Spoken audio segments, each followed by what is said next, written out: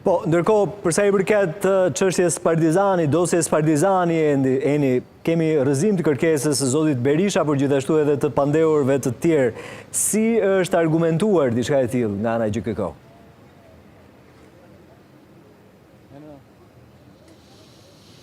Në fakt me short është përzgjedhur gjyqtarja, një tjetër gjyqtare e gjykatës posaçme, konkretisht Etleva Deda, për të shurtuar kërkesën e disa prej të pandeurve të dosjes Partizani për privatizimin e ish kompleksit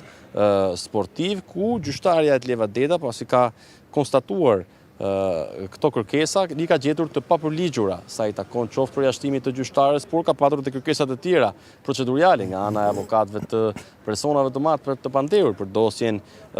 Partizani. Tashmë më shumë gjasa i lirë në seancën e ardhshme të datës 5 maj,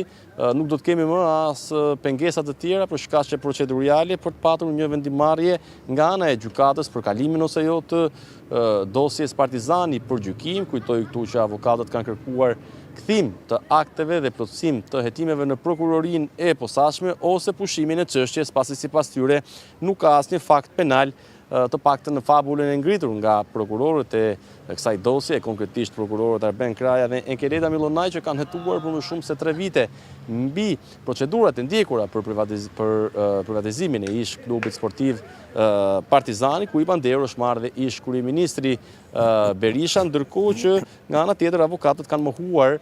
edhe perceptimin e krijuar, por dhe akuzat se ky proces po zvarritet qëllimisht deri në përfundim të zgjedhjeve parlamentare të 11 majit, ndërkohë që nuk dihet gjithashtu nëse më datën 5 maj, në rast se nuk do të ketë shkaqe të tjera procedurale për të shtyrë seancën, gjyqtarja në fjalë, Floriera Davidi, do të arrijë të japë vendimin, apo dhe kjo e fundit do të kërkojë kohë për të dhënë këtë vendim, pasi është një çështje komplekse, një çështje voluminoze me 10 fashiku i hetimor, nisur këtu dhe nga koha e gjatë që ka hetuar prokuroria e posaçme, pasi kanë qenë rreth 3 vite hetim deri në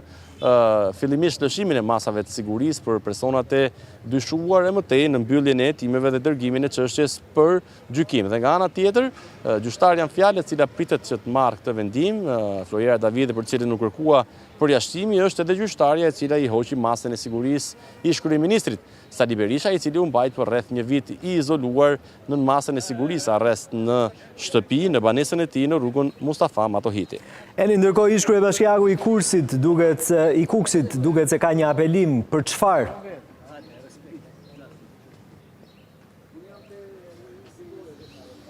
Pak ditë pasi gjykata e Elbasanit i refuzoi kërkesën Safet Gjicit për lirim para kohe,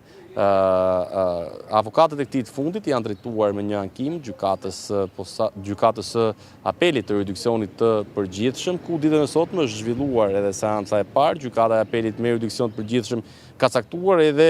ekspertët, të cilët në seancën e ardhshme në datën 12 maj duhet të paraqesin edhe ekspertizën nëse pikërisht mbajtja në qeli e ish kryebashkiakut të Kuksit Safet Gjici rrezikon atë jetës, dhe nëse ai është në kushtet që mjekimi për shkak të gjendjes së tij shëndetësore mund ta marrë edhe në kushtet e izolimit. Kujtoj këtu që Safet Gjici u dënua me vendim të formës së prerë nga gjykata e posaçme e apelit me 3 vite